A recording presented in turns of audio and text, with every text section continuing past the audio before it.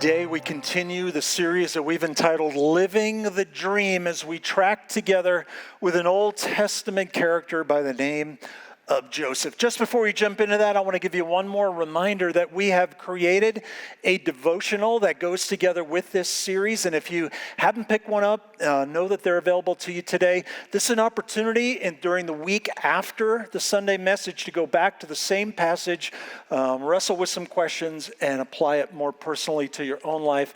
Many of you have picked this up, but we want to make sure if you haven't been here or for whatever reason that this is available to you today. So here has been an overriding question that we've been asking right from the beginning of this series. And I want to pose it again because we're going to see a specific application of it in today's passage. And it goes something like this. What do I do when I don't know what to do?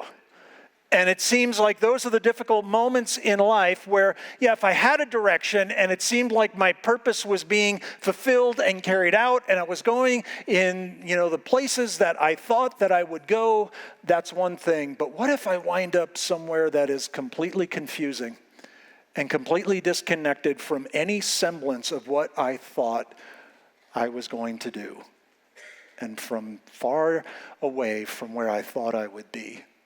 And so today, what we're going to see in Joseph's life is the application goes to this question: what do you do when your dreams disappear? And all of a sudden, you find yourself in a place where, humanly speaking, you say, there's no way that the dream that I had or was given to me can be fulfilled in this place. If my circumstances change, that would be one thing. But if I am here in this place, there is no way that that dream can be fulfilled. What do you do in that place? So a little bit of a recap in Joseph's life where we've been so far. He had a dream of his future. And it wasn't his own dream, it was a God-given dream. That one day he was going to be a star. His brothers and his father were going to bow down to him. But then all of a sudden, things took a turn for the worse. Because that dream was all about his success and his recognition. But then in a family he grew up in, his father adores him. And as a result of that, his brothers hate him. He gets thrown into a pit. And then last week we left him being sold into slavery. How does the dream that God gave me resemble in any way, shape, or form the circumstances in which I find myself now? And I believe in a world like this, there are a lot of people who can identify with being in that situation. This is not where I thought I would be. And on top of that, there are so many things, so many circumstances, so many decisions that are out of my control. Other people have done things. I can't control the economy. I can't control my corporation. I can't control what other people think and say about me. Where does that leave me? And how do I fulfill the dream that God has given? So here I want to give you the big idea as we begin today up front, and we're going to see how this plays out in Joseph's life. No matter the adversity, I always have agency. What is agency? What do we mean? The power to choose, the power to act, the power to respond. There are a lot of things over which we do not have control. What we always do have control over is our response, the decisions we make on the other side of that. Well, okay, Joseph, you find yourself in the place you didn't dream of. How do you live this out? What kind of choices did you make when there was all kinds of adversity around you? Here's the first one. That when I can't see the overall plan, I can choose to do the next right thing. Have you ever been in a situation with heavy fog and where you can't see where you're going? It seems like, any vision of the future and destination seems off limits. But if you are in the middle of fog, you know what you can do? You can take the next step. You can see that one, even when you can't see off into the future. And Joseph is in that place where I don't see how my present location ties to the dream that God has given me. So what do you do in that place? He's going to choose to do the next right thing. Genesis 39, let's jump into the story. Now, Joseph had been taken down to Egypt. Potiphar, an Egyptian who was one of Pharaoh's officials, the captain of the guard. Sounds like he's head of security, but a lot of commentators really believe that these words actually mean the commander-in-chief of the armed forces of, by the way, the biggest, largest, most powerful nation on the face of the earth at that time. The captain of the guard bought him from the Ishmaelites who had taken him there. The Lord was with Joseph. And by the way, that phrase just in this chapter alone shows up 7 times. And there's something really important about this, because sometimes people come to the story of Joseph and they go something like this. Yeah, he was a dreamer. He had a dream. I should get a dream, and I should hold on to that dream and pursue that dream with all the gusto that I have in my life. But remember, it wasn't his dream. God gave him a dream. And here's what we learn from Joseph's story, that God's dream goes with you wherever you go. God's dream is with you wherever you are, even when it's in a place that you did not desire, you did not want, and was totally out of your control. The Lord was with Joseph as a slave in Egypt, so that he prospered and he lived in the house of his Egyptian master. When his master saw that the Lord was with him and that the Lord gave him success in everything he did, Joseph found favor in his eyes and became his attendant. Potiphar put him in charge of his household, and he entrusted to his care everything he owned. From the time he put him in charge of his household and all that he owned, the Lord blessed the household of the Egyptian because of Joseph. The blessing of the Lord was on everything Potiphar had, because in the house and in the field. So Potiphar left everything he had in Joseph's care. With Joseph in charge, he did not concern himself with anything except the food that he ate. The dream went with Joseph everywhere he went. Now here's the thing. Wouldn't it be tempting in that moment to say, hey, look, I didn't ask for any of this, and I'm far from home. You know, why don't I just kind of take matters into my own hands here? Because God, I thought you had a direction for me, and I thought I was doing my part, but apparently you're not doing your part. And so now let me take matters into my own hands, or let me just chart my own course here, because I'm not seeing how this all fits together and how this works. But that's not what Joseph does. You know what he does? He goes to work, and he works for a slave master. And he takes significant administrative and business skills and puts them to use. And did you catch how Potiphar even talked about the Lord, Joseph's Lord? Remember, this is Egypt, and Egypt had a lot of gods in it. What took Potiphar's view and changed it to the Lord, the same God of the Bible that Joseph knew? It was because of the way that Joseph worked, the way that Joseph responded. And sometimes people think this way: the only way to make an impact for God is to work at a church or something like that. Can I just say that's not what Joseph's doing here? You know what he's doing? He's taking his skill set and putting it to use, and he's working hard, and he's doing an excellent job, and reading between the lines a little bit. On occasion, when he has the opportunity, he talks about his God as well, and it's making an impact in a place that didn't know anything about the God of the Bible before Joseph showed up. See, God's dream for you goes wherever you are. And in this moment, instead of just saying, well, you know, I had a dream, but I guess all of that's off. I must have misunderstood it or something, and now I'm on my own. Joseph chooses to continue to believe that God is with him, and he continues to follow him. And in this moment, it's taken his skill set and putting it to use there. Did you know that wherever you are, your skill set, your abilities, used for God's sake, and responding by doing the next right thing can have an impact for God's sake? So when there's a lot out of your control, we still have agency. We still have a choice about how we will respond. Joseph responds by saying, I'll do the next right thing. Here's his second decision, that when I'm offered compromise, I can choose integrity. The word integrity is a really cool word, and from the English word integrity comes from the word integer, which is a whole number. And it refers to the idea that there's wholeness between the inside of us and then also what comes out on the outside. so that what we believe is what we do, and what we think is what we carry out. And when we lack integrity, kind of the way we can think about it, it's like we begin to disintegrate because there's a disconnect between who we are on the inside and what's on the outside. And so in this moment, Joseph is going to choose integrity in the middle of significant temptation. Story continues. Now Joseph was well built and handsome, and after a while his master's wife took notice of Joseph and said, "Come to bed with me." Now you may know this, that the Old Testament, this story here in Genesis was first written in the Hebrew language. And in the Hebrew language, where it says, "Come to bed with me," there's only two words. What are those two words? Sex now is what it literally says there. So she's not real smooth, in kind of the pickup lines here. There's a little bit, askew there. But this is an opportunity, right, on the other side of this for Joseph to say, why not? I am far from home. Nobody will know about it. Nobody will care, what happens in my life now. Again, I didn't ask to be here. This is not even my idea. It's her idea. And then I think this is one maybe that we could all relate to when temptation comes our way, where we think, we might respond by saying, I deserve this. I deserve a little bit of good or positivity in my life, something, that just feels good. Why would I not do this? There aren't a whole lot of things circumstantially that are stopping him. But we're going to find out that Joseph makes a decision here, the decision to choose integrity. But he refused.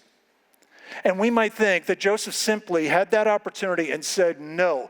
And what we need to do whenever we face temptation is to just simply look at our temptation and respond by saying no. But I want to let you know in advance, Joseph is not just going to say no, he's going to say yes to some things as well.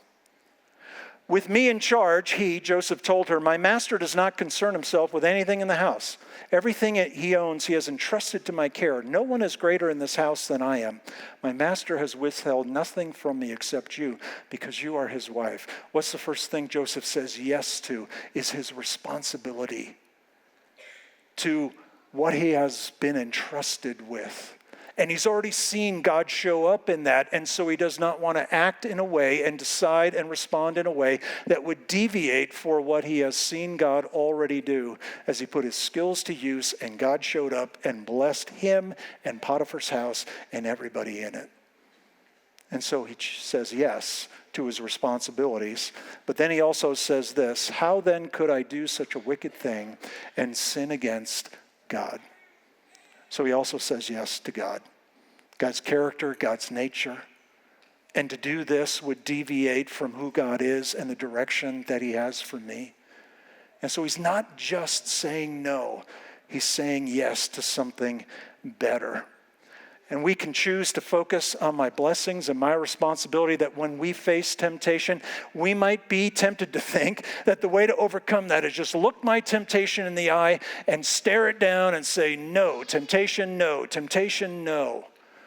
But I hope that we can learn from Joseph there's a whole lot more than just saying no. Well, what else is there? He's saying yes to something greater, to something better than just that. I want to give you an illustration about that. It comes from Greek mythology. I'm not a huge Greek mythology person, but I think this story really helps, to present this in a way that the Bible talks about as well. And maybe you know this story, but it's a story of Ulysses. And Ulysses was sailing this ship past an island that had sirens on it. Sirens were these beautiful women who would sing this alluring song, and it was so beautiful that any sailors who went by would want to row over in that direction. They were drawn to it, but the drawing was not for a positive purpose. There were rocks and shoals there, and the ships would run aground, and the sailors would be stranded, and many of them died. But to hear the siren's song, it was impossible for people to just pass by. they always wound up being drawn into that song. So Ulysses comes up with an idea. He puts wax in the ears of all the people rowing the boat, and he straps himself with ropes to the ship's mast, and that's what you see in this picture. And so as they make their way past the sirens begin to sing their songs. The rowers can't hear it, so they keep rowing, but Ulysses, who is strapped to the mast, begins to curse the rowers, telling them to take the wax out of their ears and steer over to the sirens, but they cannot hear him either, and so they continue to go, and he makes it through, but he is haunted for the rest of his life by the sound of that song.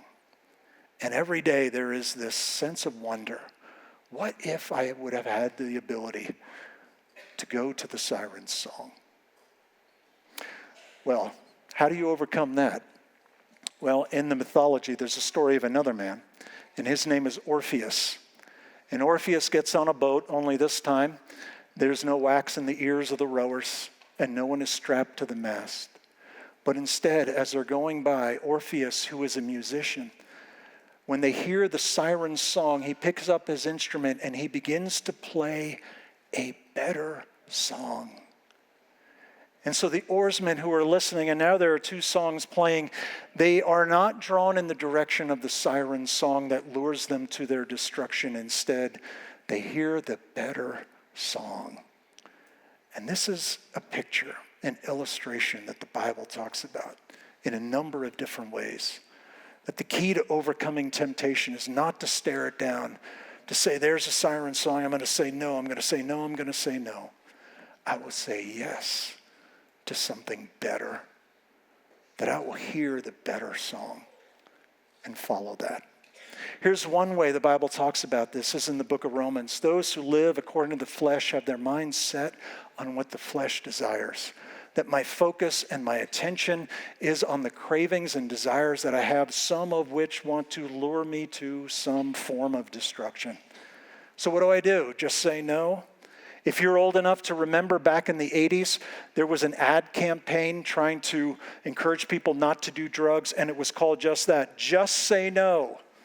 And if you know anything about that, it was a huge failure. You know why? Because that's not really a recipe for success. You can't just say no.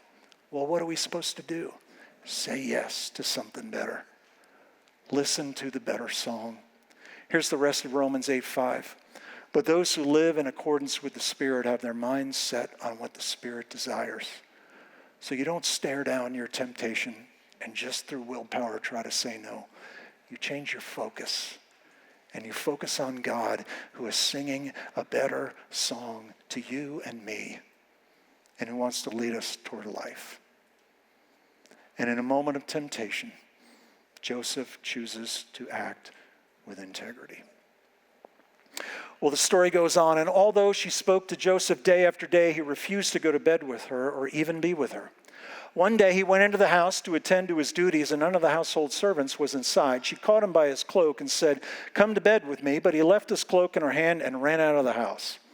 Now, you've been with us through this story, or you know this story. Every time Joseph has a coat, he gets in trouble. You know, it's like, Joseph, just go with T-shirts from here on out. You know, coats don't seem to be serving you very well. And when she saw that he had left his cloak in her hand and had run out of the house, she called her household servants. "Look," she said to them, "this Hebrew," which, by the way, is a racist statement here, "has been brought to us to make sport of us. He came in here to sleep with me, but I screamed. When he heard me scream for help, he left his cloak beside me and ran out of the house." This is somebody who knows they're going to be asked some questions and wants to get their story out before somebody else's story gets out. She kept his cloak beside her until her master came home. Then she told him this story: "That Hebrew slave you brought us here came to me to make sport of me. But as soon as I screamed for help, he left his cloak beside me and ran out of the house. When his master heard the story his wife told him, saying, 'This is how your slave treated me,' he burned with anger. Joseph's master took him and put him in prison, the place where the king's prisoners were confined." And at this point of the story, Joseph has to be thinking, you have got to be kidding me.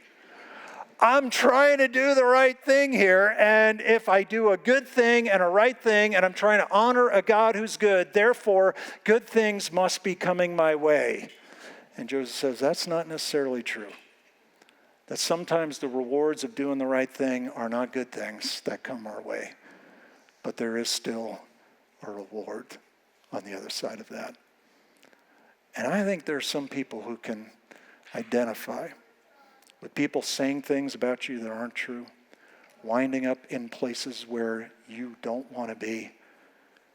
And what do you do on the other side of that? But while Joseph was there in prison, here it is again, the Lord was with him.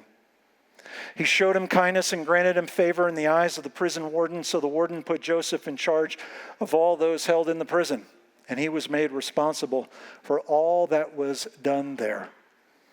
So what do we do when we do the right thing and still there are the wrong things that happen on the other side of that? Here's what Joseph chose to do. When I can't see the blessings, I can choose to be a blessing. And that's what he does, even in prison. You know you're doing well in prison when you're a prisoner and they give you keys to the prison, right? And that's what's happening in his life. The warden paid no attention to anything under Joseph's care because the Lord was with Joseph and gave him success in whatever he did. And I think in this, Joseph clues us into something that people often wonder about. How do you live inside of a culture that is hostile? Hostile maybe to your faith, to your belief, hostile to the choices that you make. What do you do? And it's really easy to maybe go to the same level of what is said and done to us. Joseph says, no, you got another choice available to you. No matter the adversity, you have agency. You have the power to choose. What does he choose to do? He chooses to be a blessing. It's not the only time the Bible talks about this. Centuries later, the nation of Israel is about to be defeated in battle, and many of the people are going to be carried off into exile to live as slaves inside of another country. What do you do there? What would God want for us to do in that place? Here's what he says to them just before they head out. Seek the peace and prosperity of the city to which I've carried you into exile. Pray to the Lord for it, because if it prospers, you too will prosper. You be a blessing there. Well, but this isn't where I wanted to be, and these people are treating me in ways I didn't want to be treated. You be a blessing there. Peter talks about it this way in the New Testament. Live such good lives among the pagans as the people who are not followers of the Jesus of the Bible, that though they accuse you of doing wrong, they may see your good deeds and glorify God on the day he visits us. That's not doing good things so that people would think good things about you. It is doing things that would reflect who God is, so that those dots could be connected to people who may not yet know him. Choose to be a blessing, even when you can't see the blessings. Well, what would a modern day version of this be? Because I think there are none of us who are going to be sold into slavery, and we're not going to live as slaves inside of another nation. But I think the story of Joseph still plays out in this day. Let me introduce you to one story that I think, reflects this really, really well. This is Jay and Catherine Wolfe. They met at Samford University, and Jay went on to study law, and Catherine got a job working as a model and an actress in California when they moved there. And they got married, and they're followers of Jesus, and a couple years into their marriage, they had a baby together, and when that baby was 6 months old, one day, Catherine is walking into the living room, just as normal as could be, felt a little bit dizzy, and then her fingers went numb, and then she wobbled a little bit, and then she went down. She was rushed to the hospital, and she had a massive stroke at the base of her brain. And the doctors, to keep her alive, had to amputate portions of her brain. There was a long recovery on the other side of that. Things had to be relearned, like talking and walking. And here you see a little bit of that journey, the before picture on the left, during the hospital stay in the middle, and then her present condition on the right. So what do you do on the other side of being dealt some cards, right, that you never chose, you wouldn't want? Well, Catherine speaks about that, and she was interviewed by Shape magazine not that long ago, and she shared some insights about how she has chosen to respond. This is a couple minutes long here, this video. But I think it's really, really helpful. Check this out. Ooh. And And we can still experience joy in those same stories. And we're here for that.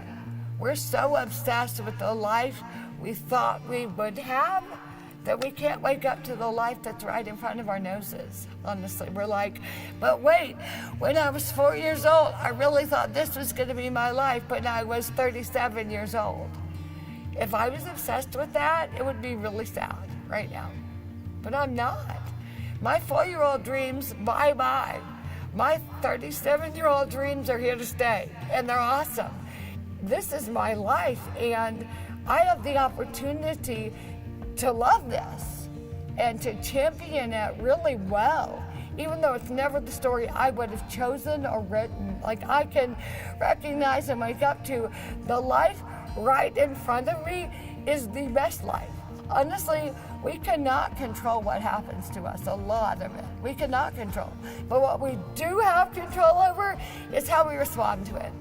We have control over how we respond, how we think about it, and ultimately we have a huge responsibility to remember it correctly. For instance, in my own life, post-stroke, I've had to have a lot of really bad surgeries, 11 actually, a lot of just like very real difficult pain. And I can be really scared. And yet, I know too much to be really scared. Like, I don't die. I get through surgeries. I come out the other side. And there is such a comfort in remembering well where you are today. And that is, that's something we all have the opportunity to do, is that we are where we are today by what happened. What a powerful thought for us. Like, maybe all the bad stuff is being used in such a powerful way to inform how we live this life. You know, I fancy myself a joy rebel. I am rebelling with joy. And that is something we entirely have the ability to do, is no matter how hard our stories are, we get to be the joy rebel. Don't miss the life right in front of you, even if it's not the life that you ever imagined when you were a little girl.